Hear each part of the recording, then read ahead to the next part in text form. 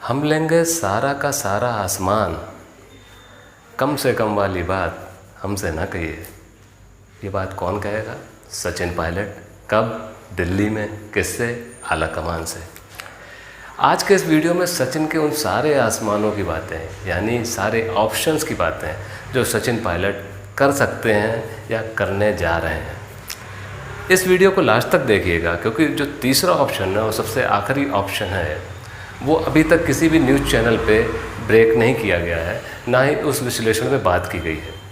तो शुरू करते हैं। सबसे पहले पहला ऑप्शन, जिसके बारे में हर पत्रिका में, हर चैनल पे, हर जगह बात हो रही है। मैं भी इस बारे में बात कर चुका हूँ कि सचिन पायलट का पहला ऑप्शन क्या होगा जब वो दिल्ली में मीटिंग होगी। तो मैंने जैसा कि पहले भी कहा है कि सचिन पायलट इसमें दृढ़ निश्चय बना चुके हैं। उन्हें या तो उनके स्तर की सारी चीज़ें चाहिए और नहीं तो वो समझौता नहीं करेंगे। यहाँ पर सबसे बड़ी बात क्या आ सकती है कि राजस्थान में सचिन पायलट क्या क्या मांग रखेंगे। पहली मांग तो ये होगी कि या तो वो स्वयं पार्टी अध्यक्ष बने और उसकी कमान संभाले, या उनका कोई खास व्यक्ति पार्टी अध्यक्ष बने। दूसरी बात ये है कि पार्टी के चुनाव की कमान उनके हाथ में हो। पार्टी के चुनाव की कमान की मेन बात को समझिए। इसका कारण क्या होता है?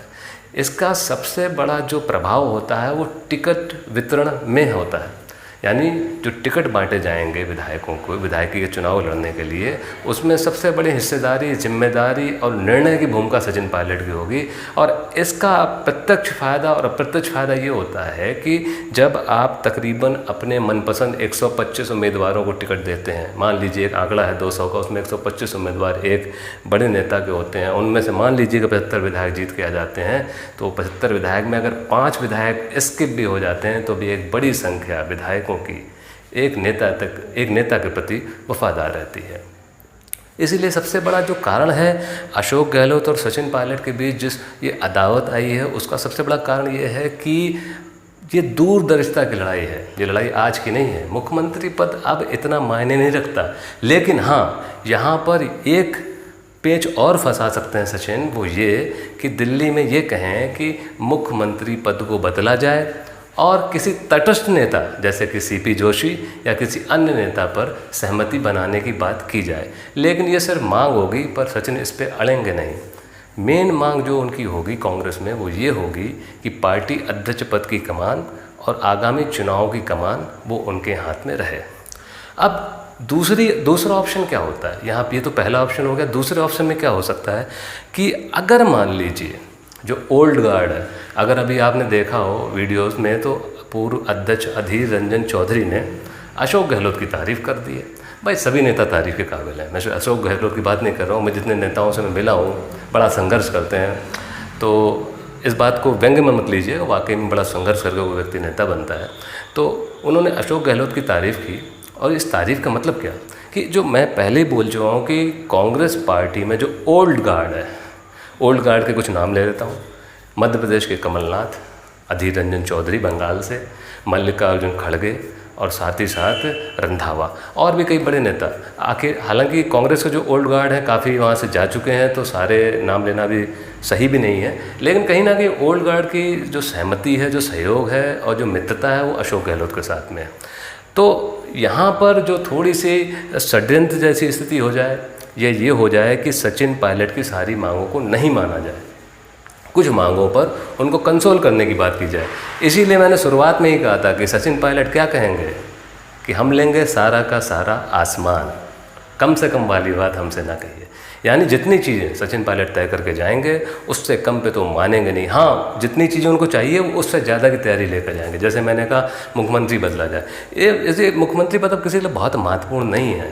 हाँ, अशोक गहलोत मुख्यमंत्री रहेंगे तो ये कांग्रेस के लिए स्टेबिलिटी रहेगी, क्योंकि आप दूसरा मुख्यमंत्री लाएंगे, फिर आपको फ्लोर पे जाना होगा, वो तमाम बातें, अगर वहाँ पर कोई साजिश हो गई तो फिर दिक्कत होगी। तो मुझे नहीं लगता कि दूरदर्शी नेता, कांग्रेस के बड़े नेता ये मुख्यमंत्री बदलने का रिस्क लेंगे।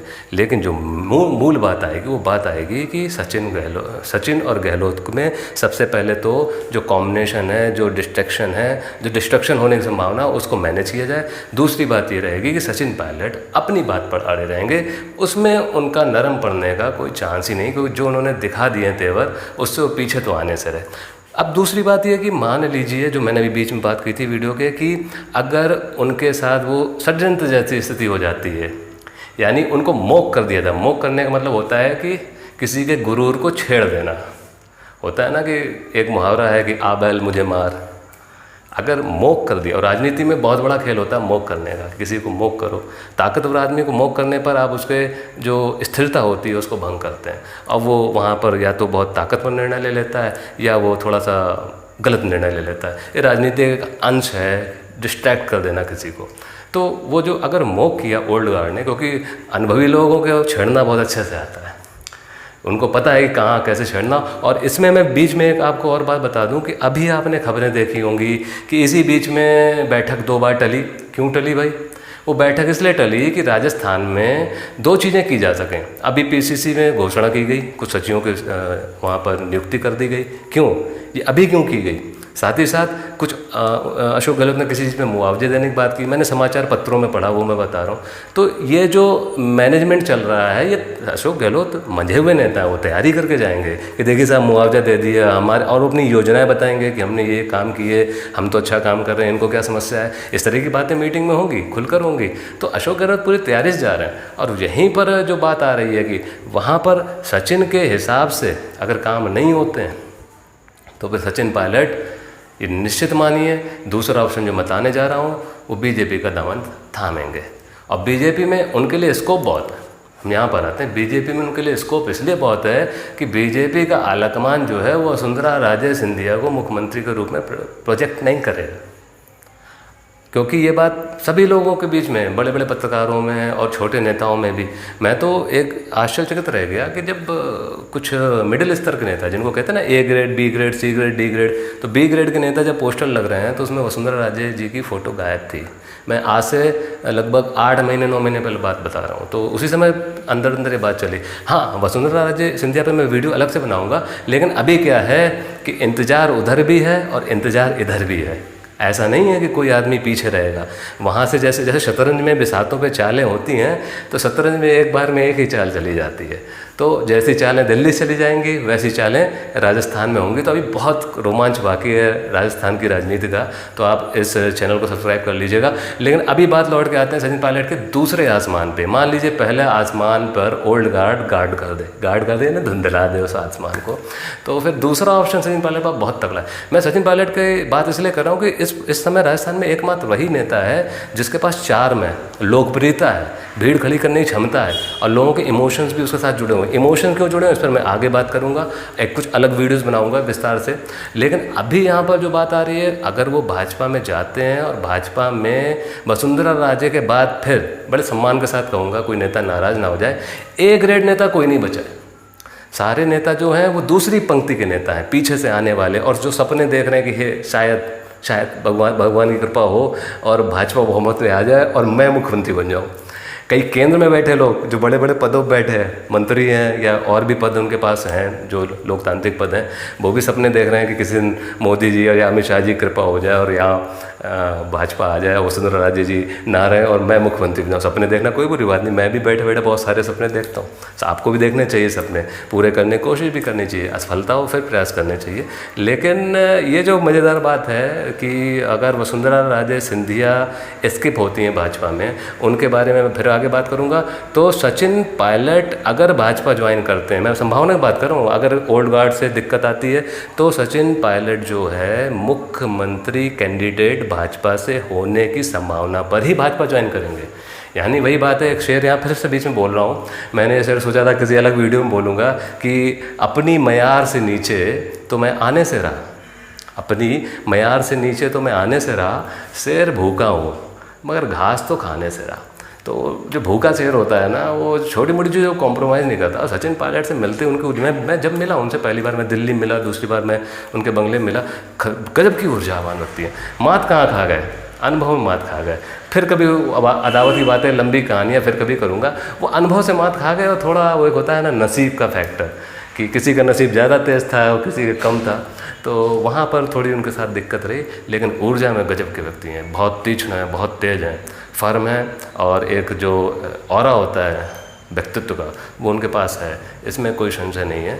तो यहाँ पर जो मैं बात कर रहा हूँ कि भाजपा जो दूसरा आसमान उनका है कि वो भाजपा में मुख्यमंत्री का पद इस संधि पर, इस प्रस्ताव पर भाजपा ज्वाइन कर सकते हैं। और यकीन मानिए अगर ऐसा हो गया तो भाजपा को 150 आने से कोई नहीं रोक पाएगा।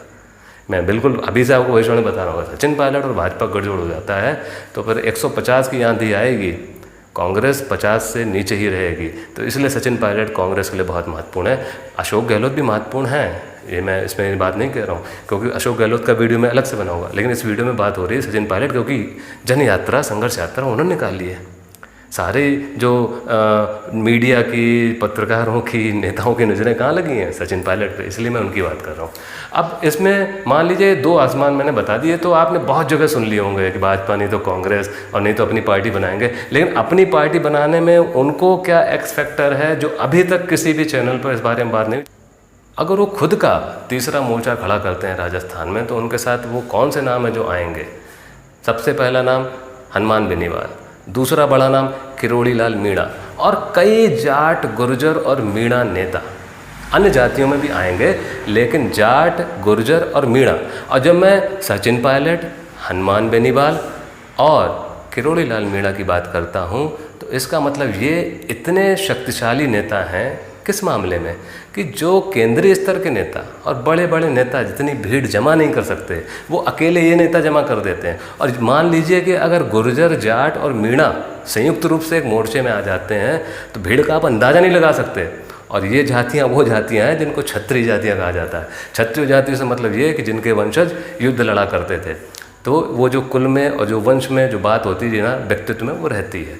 तो यहाँ पर मैं जो बात करना चाह रहा हूँ कि ये जो तीसरा मोर्चा अगर संभावित हो गया और कहीं इसमें अरविंद केजरीवाल भी आ मिले, तो ये तो भाजपा और कांग्रेस को विपक्ष में बैठा देंगे, ये बात पक्की है। लेकिन इसकी संभावनाएं जो बता रहा हूँ मैं, तीनों संभावनाएं हैं कि पहली स्थिति अगर कांग्रेस में सचिन पायलट को सम्मान नहीं मिला, मुझे तो ऐसा लगता है एक पत्रकार के रूप में कि आला कमान सचिन के साथ कॉम्प्रोमाइज़ करने के मूड में है। यानी आला कमान में खड़गे साहब की बात नहीं कर रहा हूँ, मतलब राहुल गांधी, प्रियंका गांधी और सोनिया गांधी जी सचिन को सही स्थिति देने के पक्ष में है, और ओल्ड गार्ड जो है वो अशोक गहलोत के पक्ष में है। और ये राजनीति की खूबसूरती है, मैं इसको गलत नहीं मानता। इसी को तो दांवपेच कहते हैं। कहीं मान लीजिए एक ही व्यक्ति शासन करे तो उसमें फिर राजनीति के दांवपेच खत्म हो जाते हैं ना। शतरंज में खुद ही चाल चल रहे हैं, खुद ही राजा हैं, खुद ही पैदल हैं, खुद ही मंत्री हैं, और दोनों तरह के खिलाड़ी खुद ही हैं, तो क्या आनंद रह गया राजनीति का? तो ये तो दांवपेच है। जो मैं तो राजनीति का छोटा सा विद्यार्थी हूँ, सीख रहा हूँ इन नेताओं को देख के कि कैसे कर रहे हैं। ये इसी कारण मैं पत्रकारिता में आया और इसी कारण से मैंने ये कार्य शुरू किया है। मेरे लिए आनंद का विषय है ये दांवपेच देख के। मैं बड़ा प्रफुल्लित हूँ, और मैं तो आपसे कहूँगा कि आप अभी भावनाओं में मत बहें, अपने नेताओं को देखें। आप समर्थक हो सकते हैं, आप अशोक जी के समर्थक हो सकते हैं, सचिन जी के हो सकते हैं, या किसी भी पार्टी के हो सकते हैं। कृपया करके उसको देखें, उसको समझें, उसकी अच्छाइयों को अपने जीवन में उतारें। सचिन पायलट राजस्थान की ज़रूरत है, चाहे वो कांग्रेस में रहें, चाहे वो भाजपा में जाएं, चाहे वो तीसरे मोर्चे में जाएं, क्योंकि जब समय बदलता है तो सारी चीज़ें अच्छी कर देता है। सचिन पायलट 5 साल से, या मैं कहूँ बहुत लंबे अरसे से कुछ चीज़ों का इंतज़ार कर रहे हैं, और हर बार उनको गच्चा मिला है। गच्चा मतलब धोखा मिला। इस बार वो पूरी तैयारी से उतरे हैं, और मुझे उनकी बॉडी लैंग्वेज, उनकी ऊर्जा देख के तो मुझे नहीं लगता कि उनको रोक पाना किसी के बस की बात होगी। अब देखना ये है कि दिल्ली में क्या होगा। खैर, दिल्ली में क्या होगा, अशोक गहलोत की स्थिति के कारण या सचिन पायलट की स्थिति के कारण, इस पर कुछ 1-2 वीडियो और बनाऊंगा मैं। उसके बाद राजस्थान की राजनीति में सभी लोगों के पक्षों की बात रखूंगा। वसुंधरा जी का क्या है, बाकी नेताओं का क्या है, भाजपा हनुमान बेनीवाल जी का क्या है, और कांग्रेस क्या करने वाली है, इन सारी स्थितियों के बारे में मैं आगे वीडियो बनाता रहूँगा। आप लोग सब्सक्राइब करें और सहयोग करें। नमस्कार।